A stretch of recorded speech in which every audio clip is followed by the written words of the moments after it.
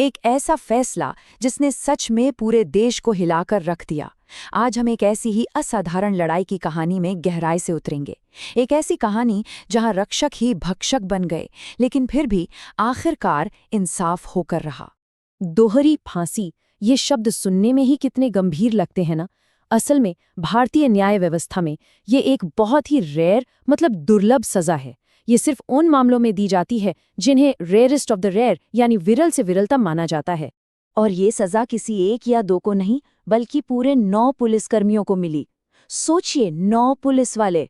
इसने पूरे देश को सोचने पर मजबूर कर दिया कि आखिर ऐसा क्या हुआ था। ऐसा कौन सा भयानक अपराध था जिसके लिए कानून के रखवालों को ही मौत की सजा सुनानी पड़ गई। तो इस ऐतिहासिक फैसले को समझने के लिए हमें थोड़ा पीछे चलना होगा, लगभग 6 साल पीछे।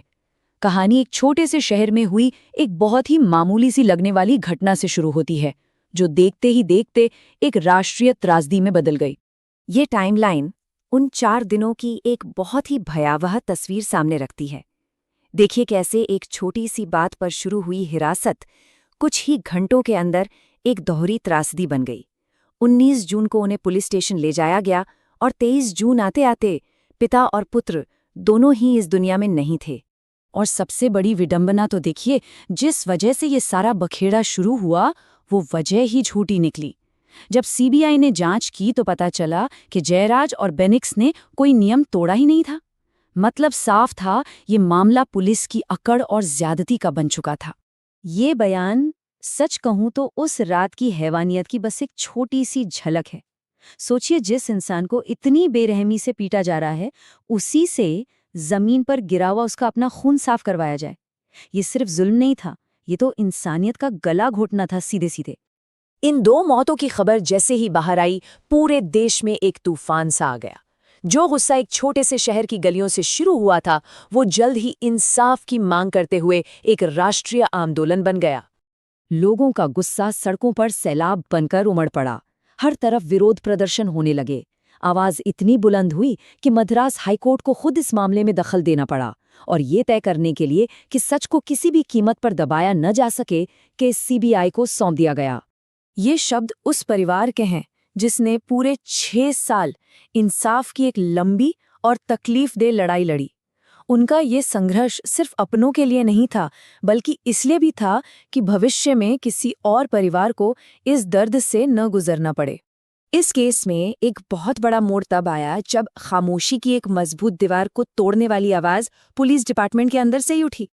ये शब्द थे हेड कांस्टेबल रेवती के, और इन शब्दों में आपको डर भी दिखेगा और सच बोलने का एक गजब का साहस भी।